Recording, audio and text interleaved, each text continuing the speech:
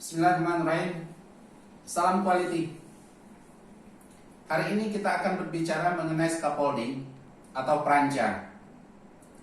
Di Indonesia, mengenai peranca atau scaffolding ini diatur oleh Peraturan Menteri Tenaga Kerja nomor 01/MEN/1980. Jadi secara undang-undang sudah diatur dan ini harus terpenuhi. Dan lebih lanjut, di dalam suatu proyek konstruksi, biasanya di dalam dokumen resmi, dokumen proyek tertentu itu sudah diatur scaffolding itu harus mengacu ke standar mana.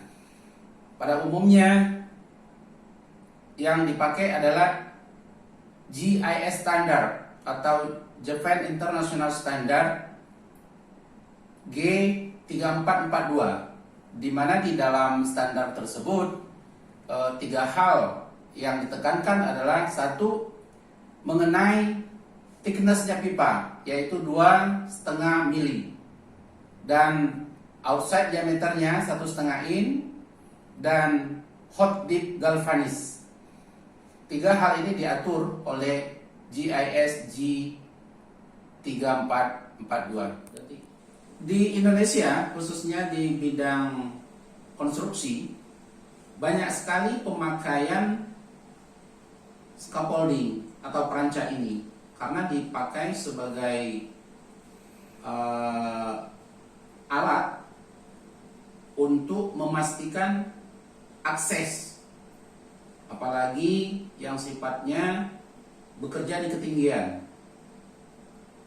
dan ini menuntut persyaratan yang sangat tinggi yang harus dipenuhi mengenai pekerjaan scaffolding ini. Makanya di Indonesia diatur orang yang memasang scaffolding itu sendiri kita namakan scaffolder, dan mereka itu adalah memiliki sertifikat. Sertifikat itu didapatkan apabila seseorang mengikuti kursus yang dilakukan oleh Departemen Tenaga Kerja. Setelah sekian jam, mereka tahu teknik bagaimana pemasangan yang aman di proyek, baru diberikan sertifikat, dan akhirnya mereka bisa menerapkan ilmu mereka di dalam suatu proyek konstruksi. Karena hal ini menyangkut keselamatan kerja semua orang, dan itu dituntut sangat disiplin. Di proyek pun apabila belum dikasih tagging bahwa aman untuk dipakai, maka itu belum bisa dipakai. Berikutnya kita akan melihat beberapa kriteria mengenai pipa scaffolding. Ikutin saya. Sahabat quality, jadi persyaratan di Indonesia mengenai pipa scaffolding ini sudah diatur oleh JIS, atau kita mengikuti JIS G3442 dengan thickness minimum 2,5 mili dan diameter 1,5 in. Dan itu persyaratan untuk dunia konstruksi, dan memang sudah diatur seperti itu. Dan pada saat ini kita melihat di sini beberapa pipa yang sudah dirapikan kembali setelah dipakai di proyek untuk dipergunakan ke tempat lainnya.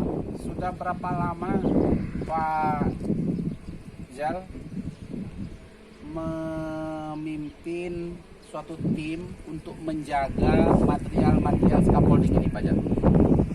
Kalau masalah menjaga tim material scaffolding ini baru di proyek Lontar aja, Pak, baru sekitar 4 tahun lebih kurang. Sebelumnya di proyek Palembang saya logistik dan mencakup juga material scaffolding gitu, Pak. Baik, Pak Zal. Ini kan kita lihat ada beberapa variasi panjang pipanya ya. Ini masih utuh, panjang 6 meter. 6 meter. Lalu juga sudah ada potongan 4 meter, 4 meter, 3 meter, 3 meter, 2 meter, 2 meter, dan 1 meter. Dan ini saya senang sekali melihat performa tim material, karena sudah diikat sedemikian hingga sekarang sudah rapi. Ini tujuannya diikat sedemikian hingga tuh supaya apa Pak? Pertama tujuannya penghitungannya gampang Pak. Terikat kita kasih 50 dan untuk kita demo ke proyek manapun nantinya nggak berserakan, yang nerimanya juga enak gitu Pak. Dan rapi ya. Dan rapi Pak, dilihatnya juga enak, nggak berserakan gitu Pak. Jadi satu ikat 50 batang. Terdiri dari 6 meter gitu ya. Begitu juga yang lainnya. Yang lainnya ikatnya 50 gitu. Pak, Jal, Ya Pak. ini Hasiba ya? Hasiba metal Metal plank. steel plank ya. Nama lainnya metal plank. Gitu.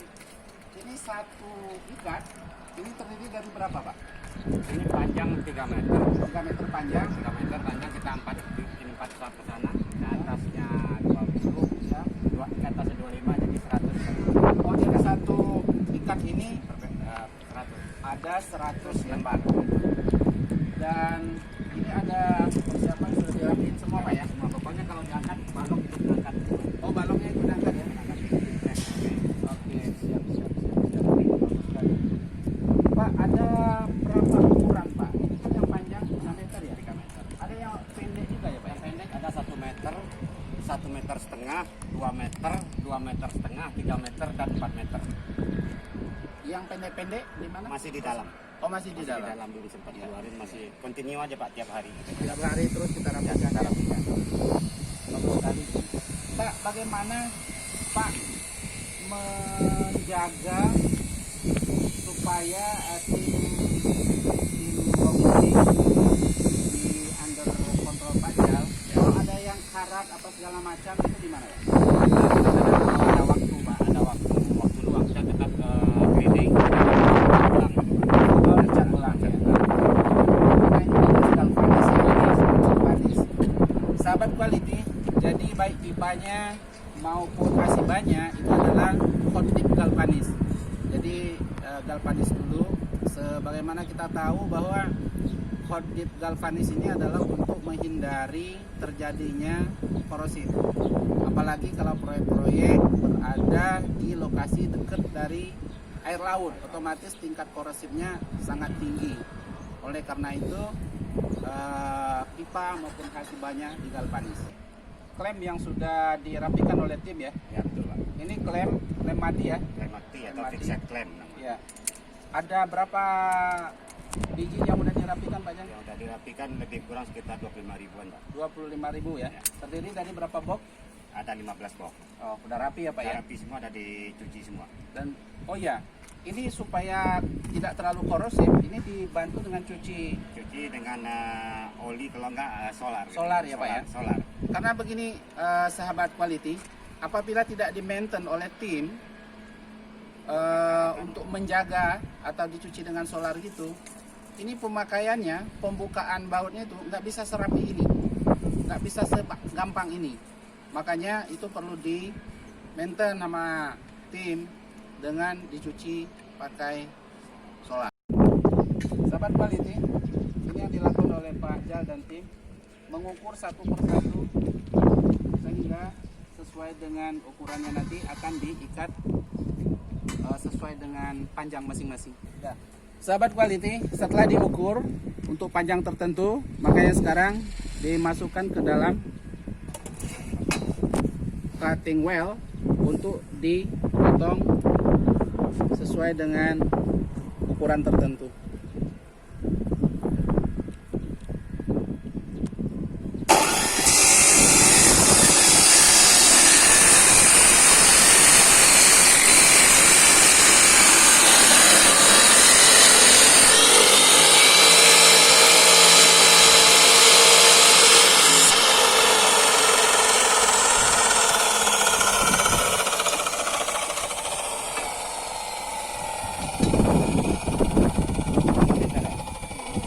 Pak Jal, Ya. ini kan supaya rapi maka diikat khusus untuk kawat ini ya, pakai kawat apa namanya? Kawat galvanis 2 mili. Kawat galvanis 2 mili ya. 2 mili. Dan supaya gampang ikatnya, masing-masing ujungnya sudah diatur sedemikian hingga ya. Sehingga pakai kunci ramset bisa di press lagi diikat ya. Oke. Sahabat quality, itulah liputan kita kali ini mengenai pipa scaffolding. Semoga bermanfaat. Salam quality.